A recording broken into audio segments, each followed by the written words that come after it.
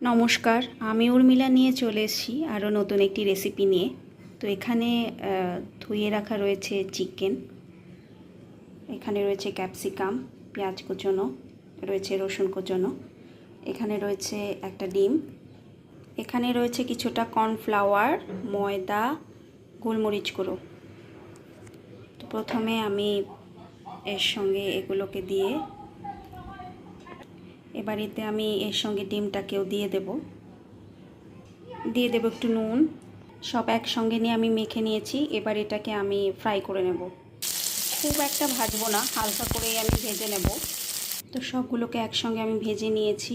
এতে কড়াইতে দিয়ে দিয়েছি আরও কিছুটা তেল, সব একসঙ্গে দিয়ে দিয়েছি। এবার আমি এটাকে ভালো করে ভেজে নেব।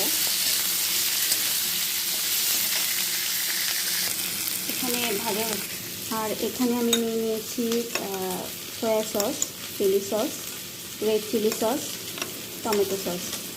একসঙ্গে এটাকে আমি এবার ভালো করে মিশিয়ে নেব। আর এখানে এটাকে আমি অ্যাড করে দেবো।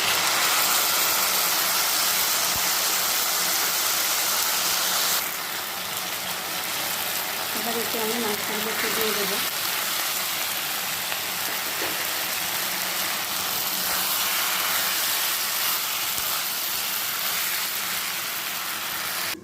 এবার কিছুক্ষণ আমি ঢেকে রাখবো।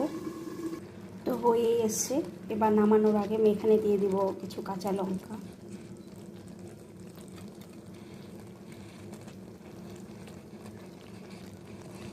তো এই আজকে তৈরি হয়ে গেল চিলি চিকেন।